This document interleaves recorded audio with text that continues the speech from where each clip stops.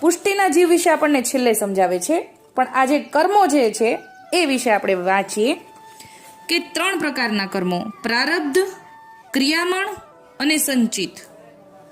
હવે એના વિશે સૌથી પહેલા પ્રારબ્ધ. દરેક જીવ પ્રારબ્ધ કર્મ ભોગવે છે, એમ ભગવદી પણ પ્રારબ્ધ કર્મ ભોગવે છે. પ્રારબ્ધથી ભગવદીની જે સ્થિતિ હોય તેમાં તેના મનને કોઈ હર્ષ અથવા તો શોક ઉદ્ભવતો નથી.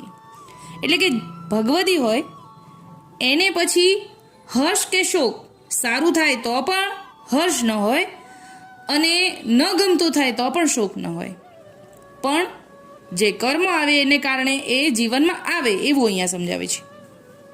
પ્રારબ્ધ વસાત કોઈ અનુકૂળ બને અને તો કોઈ પ્રતિકૂળ બને તો આથી તેના મનમાં હર્ષ કે શોક ઉપજતો નથી. પ્રારબ્ધ કર્મનું ફળ હર્ષ અથવા શોક હોય છે.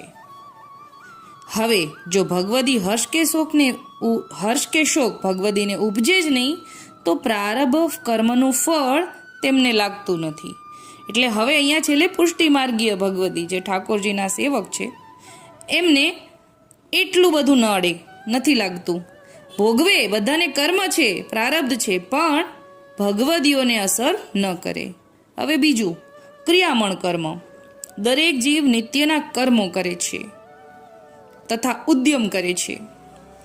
ભગવદીઓ પણ નિત્યના કર્મો કરે છે. જે કાંઈ કાર્ય કરે છે તે તો ભગવત સેવામાં ઉપયોગી થવા માટે જ કરે છે.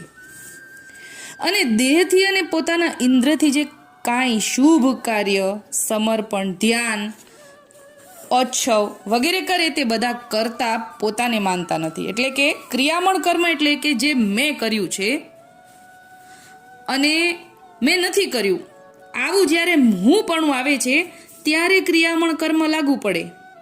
આપણે કક્કામાં આવે છે ને, કરે કવિદ્યા કર વળગે કર્મ, તો કર્મ વળગે તો જરૂર વળગે. જ્યાં હું પણ આવે ને તો ત્યાં કર્મ વળગે છે. જે એ આ ક્રિયામણ કર્મ વિશે સમજાવે છે કે જ્યાં મેં કર્યું એવું આવી ગયું તો એ કર્મ વળગ્યું. પણ હવે અહીંયા ભગવદી વિશે સમજાવે છે કે સર્વ કાર્ય ભગવત અર્પણ કરે છે. મનોરથ વગેરે જે શુભ કાર્ય કરે છે તે તો બધા ભગવદ ઈચ્છાથી થાય છે. પોતે કરતા નથી અને હૃદયમાં કરતાપણાનો ભાવ પણ નથી. પોતે કરતા ન હોય તો કર્મ સંચિત પણ ન થાય. જે ભગવદી કોઈ આકાંક્ષા ઈચ્છા વગર સદૈવ ભગવત સેવા કરે છે તેને ઠાકોરજી શુદ્ધ કરે છે. તેને કર્મ બાધા ન કરે.